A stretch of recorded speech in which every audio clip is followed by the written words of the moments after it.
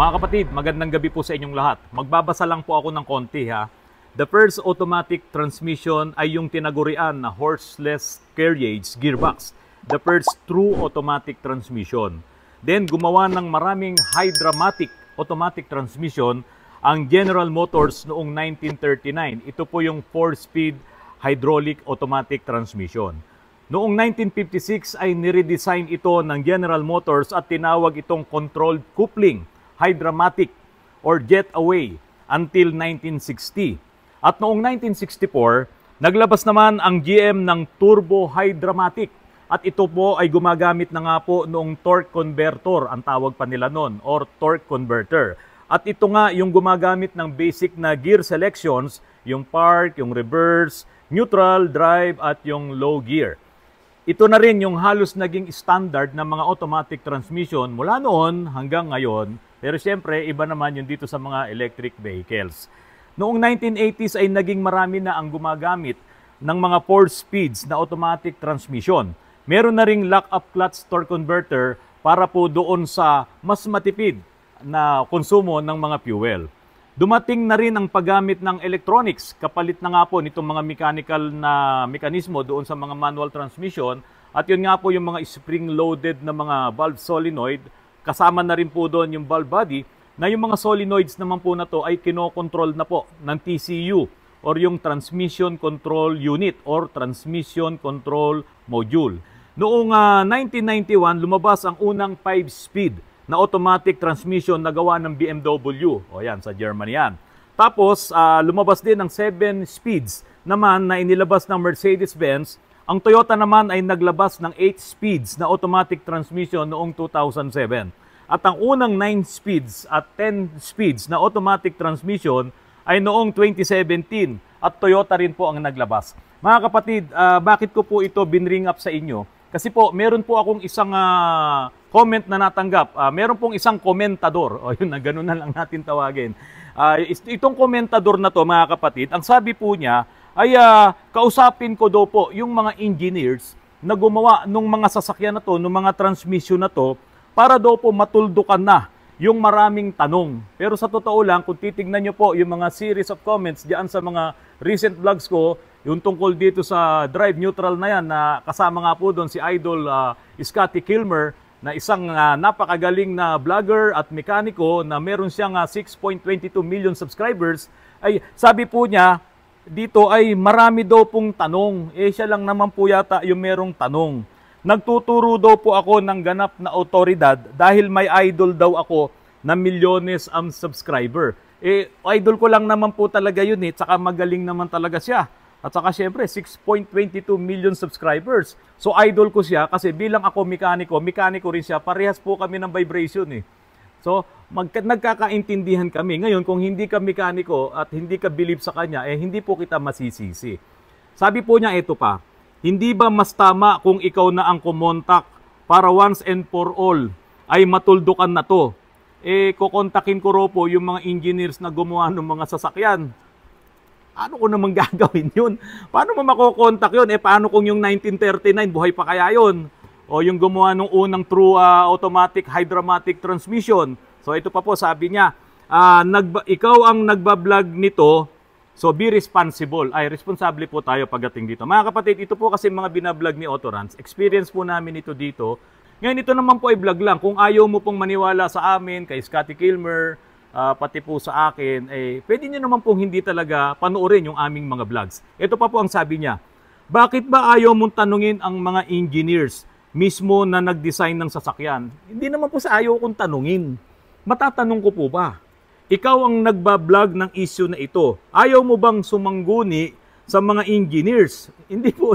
Paano ko nga gagawin yon?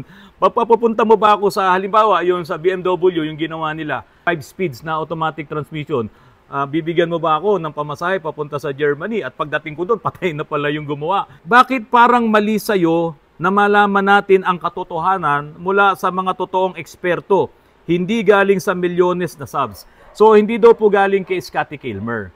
Dahil po dyan ay may nag-comment po na isang subscriber ko rin na meron daw pong isang vlogger ay marami din po itong subscribers. Binanggit po ito doon sa comment section at pinuntahan, hinanag ko po yung channel. Don't put your car in neutral unnecessarily. Let me explain. You're stopped at a traffic light.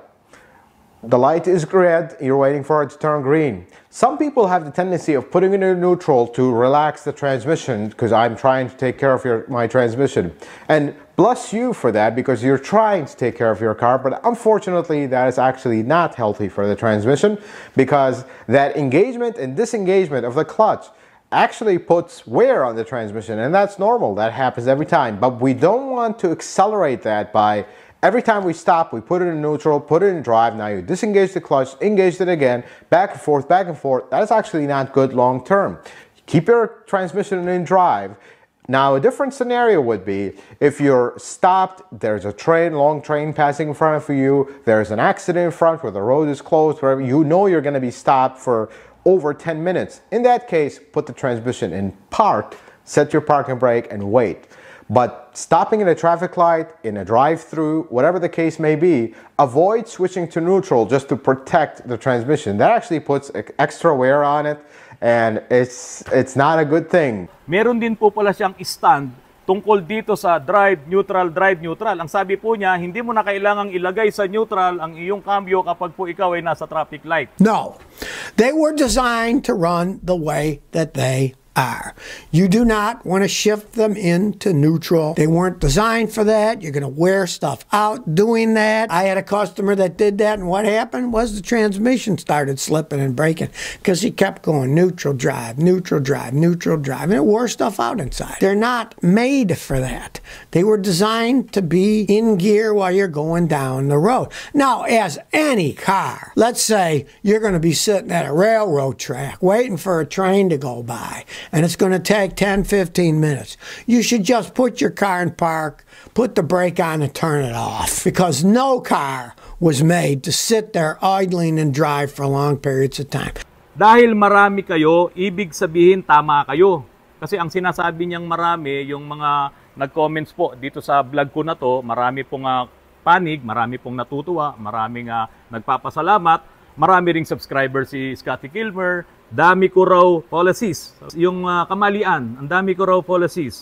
Ang sinabi daw niya, kumonsulta sa doktor at wag sa albularyo. Teka, engineer sabi mo kanini. Ang sinabi daw niya, kumonsulta sa doktor at wag sa albularyo. You are imparting knowledge to your viewers. Wouldn't it be better if it comes from designers themselves o designer na ngayon? Ano kayang dinidesign nun? Damit or kung ano? Kasi kanina engineers, tapos naging doktor, naging albularyo, ngayon designer na. Alam mo Mr. Ryan, kung kahit dito sa Pilipinas, itry natin kahit diyan lang sa mga dealership, BMW o kaya Toyota, kausapin natin yung mga big boss diyan kung pwedeng mangyari yung gusto mo. Para hindi na tayo pupunta ng Germany, ang mahal-mahal po kasi ng ano doon, ng pamasahe doon. So, doon pa lang, dito pa lang tanungin na natin. At alam mo ba kung ano sasabihin nila?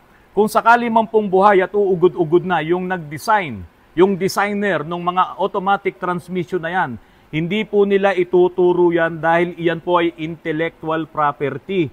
Yan nga po ay kailangan may trademark, yan ay pinapatent pa nila. Dahil hindi pwedeng basta ilabas mo yan at gagayahin ng ibang mga automotive manufacturer at iba pang mga kumpanya, halimbawa tulad yung technology ni Aisin, hindi mo pwedeng basta ilalabas yan at ituturo lang ng basta-basta. Mukhang out na out po tayo doon, ano? Out of way tayo doon. But prior to this, sabi mo, you were playing in the middle ground and suddenly, now, you are in the attack mode against neutral. Sino po ba si neutral? Hindi ko atakihin si neutral. Kung yung neutral ng automatic transmission ang sinasabi mo, bakit mo atakihin yan? Pinaka-base ng automatic transmission. Kapag po wala ka sa engagement, naka-neutral ka talaga kahit na iyan ay nakapark pa. Kapag nasira ang transmission mo at hindi na yan nag-engage, neutral yan forever, Mr. Ryan. So sabi niya rito, I suppose you would want yourself to be labeled in the same league as those who decide the cars. O sarap-sarap po nun. Kung malilinya ako doon sa mga nag-design ng mga sasakyan, naku po, hanggang kaapu-apuhan nung apo ko pa, magiging masaya sila. At alam mo, Mr. Ryan, kung ganyan lang nga sana ang mentalidad ng bawat Pilipino, yung makapag-design tayo ng sarili nating sasakyan o sarili nating transmission. Naku, napakasarap niyan. Hindi tayo mawawala sa teknolohiya. Kung ganun lang sana yung drive, kaya lang malabo talaga eh. Kasi technical yan eh. Sinong magtuturo sa atin yan? Walang paghuhugutan, Mr. Ryan. Siguro ikaw kasi magaling kang mag-English. Siguro kayang-kaya mo to, Mr. Ryan, na alamin at aralin. Kaya lang, hindi pwedeng basta aralin mo lang nang wala ka man lang nahahawakan na transmission. Kasi kailangan talaga mahawakan mo yan, kailangan ma-experiment mo yan. Kasi lahat ng theory na makikita mo sa Google, sa libro, or kung kangi-kanino mang mga vloggers ang makikita mo, or kung sino mang mga engineers or mga magagaling na mga engineers na nandyan sa mga kasa ang makakausap mo, mga mechanical engineers, kung wala ka namang laboratory sa experiment mo, hindi rin po mangyayari na maiintindihan mo yan. Kaya nga po dito, nagiging experiment nga po kaming mga vloggers, nagiging laboratory nyo po kami. Kasi kami naman yung nagpapakita. Ngayon, kung hindi nyo po tatanggapin, wala naman din pong problema. Ito pong vlog ko na to na ipinakita po natin si Idol Scotty Kilmer. Ito po ay compliment para po sa kanila. At kasama po si Dakar Care Nut. No, talagang ito ay mekaniko ng Toyota. Nagpapasalamat po tayo sa kanila at ito po isinama natin sa ating vlog yung kanilang mga sinasabi, yung kanilang mga stands tungkol po dito sa drive neutral. Yung ibinlog ko po, yung tungkol dito, meron po ako mga materials, meron akong mga, sabi ko nga sa inyo, parang naglaboratory tayo, ipinakita ko sa inyo isa-isa. Alam niyo po ang automatic transmission, ito po ay napaka-complex, komplikado po talaga to. Hindi siya ordinaryong bagay, hindi siya ordinaryong pyesa ng sasakyan na hindi nga lahat ng mekaniko nakakapag-overhaul nito.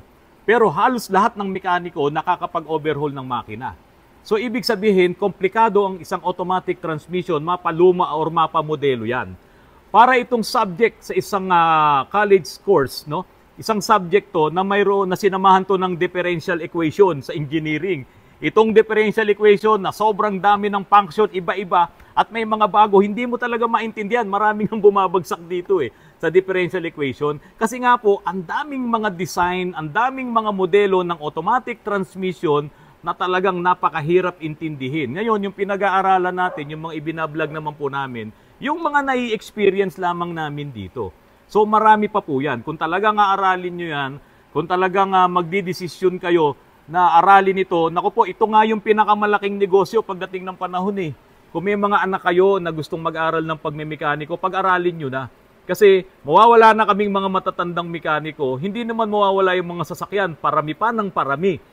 Kaya lang, yung ibang mga mekaniko na hindi umabot dito sa mga modelong mga sasakyan ngayon na gumagamit nga, ayan, si High Jeep Doctor, ayan, yung kasama natin yan sa Repsol. Lahat naman po ng mga vloggers na napapanood nyo sa YouTube, panoorin nyo po yan.